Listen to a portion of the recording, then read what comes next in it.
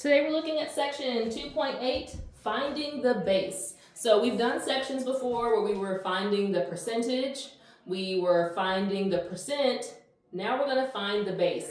So we're still using the percent triangle as kind of a visual to help us figure out what to do. That if we have a statement or a story problem and we are looking for the base, right? They've told us what the percentage was. They told us what the percent was, and they're asking us, of what? Like, it'll be 16 is 10% of what number? Again, the of is always our hint for the base. So if they're saying of what, I know we're looking for the base. And how we use the triangle is we cover up the one we're looking for, and then we can tell what to do with the other two pieces. We're going to take the percentage and divide it by the percent. Okay, so percentage divided by percent. Let's put the steps down. So our steps, when we're looking for the base, the first thing we'll do is we will change the percent to a decimal.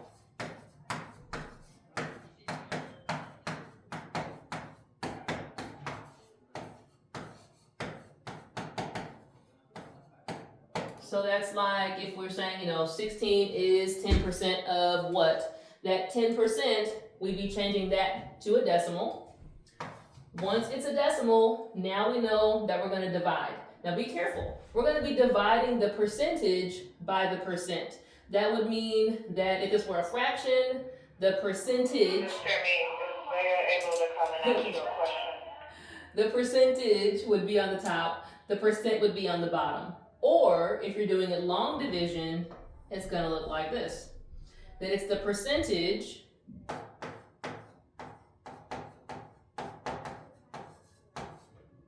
okay? And you're dividing it by the percent, but you've made it a decimal.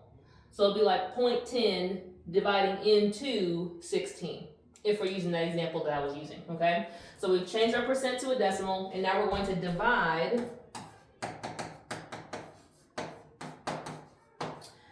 the percentage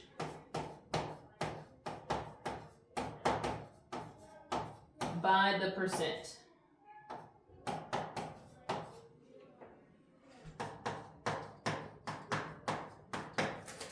All right, so let's take a look at an example of that.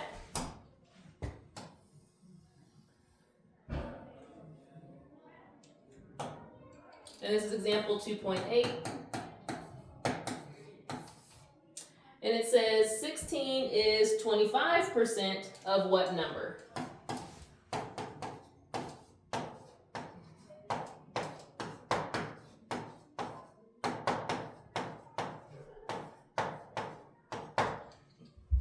So we know before that we've been able to identify the percent because of the symbol. So we know that this is the percent. The of was my indicator that I was, would have the base coming next. So that means we don't know the base.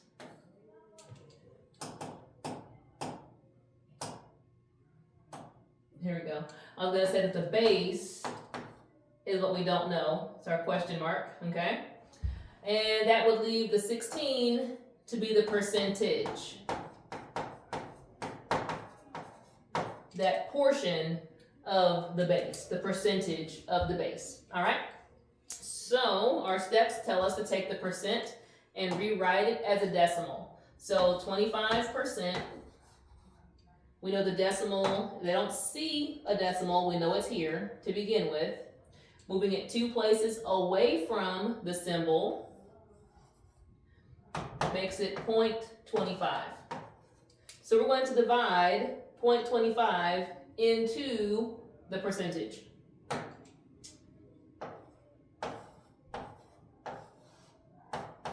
Okay, looks like that. And then we'll need to move the decimal. Kind of seems counterproductive that, we just changed it from a percent to a decimal, and now we're going to change it back to a whole number. But it's to kind of help us keep the processes in line. If you're able to kind of predict this ahead of time, you could go ahead and change your 16 with the extra zeros. But if you're like me and you kind of enjoy a process so that you don't miss any steps anywhere, then this does help. So 2 places here to make it back into a whole number means I must also change 16 as well. So now we're really dividing 25 into 1,600.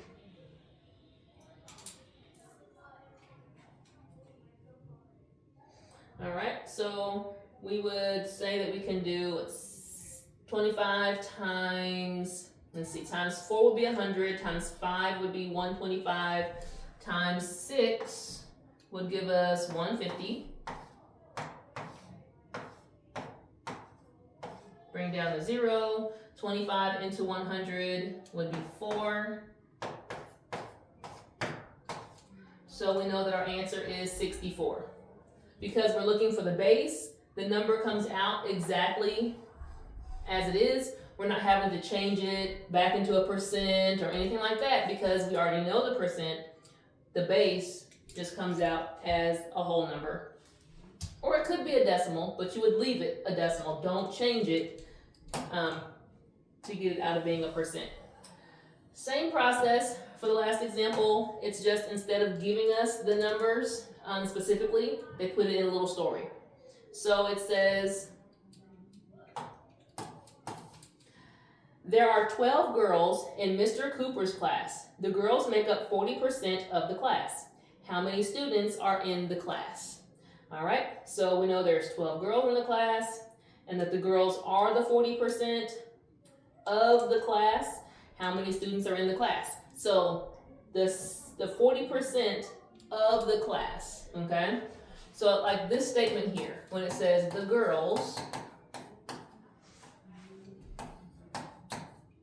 are 40% of the class, I can kind of take this statement and help me figure out which is the percentage, which is the percent, and which one is the base. Well, we know this is the percent because it's got the symbol. I look for the word of, so I know that the number of students in the class, that's the base. And that means the girls will be the percentage. Okay? So then I'll go back to the question and say, well, I need to either know the girls or the class, and we're looking for the class. They've told me the girls. The previous sentence said that there were 12 girls. So now I know 12 is the percentage, 40 is the percent. We're looking for the base. So we'll change our 40% into a decimal, which is 0.40. And we're going to divide 0.40 into the percent, or the percentage of 12. Move our decimals 2 places so that I remember that I'm really dividing 40 into 1,200. Okay? Now I could have made a fraction and kind of dropped off some of my decimal, my zeros if I wanted. I guess I could still do it here. If you see it, you could get rid of some zeros. But we'll just go ahead and go with it. I know that 4 into 12 would go 3 times, and then 40 times 3 would be 120. Bring down the 0, and then I can see that 40 would go into 0 times. And because we're looking for just the base, our answer is 30. That there are 30 students in the class, 12 of them were girls, because we knew the percentage of girls was 40%. All right, so we'll have some more practice with these in class.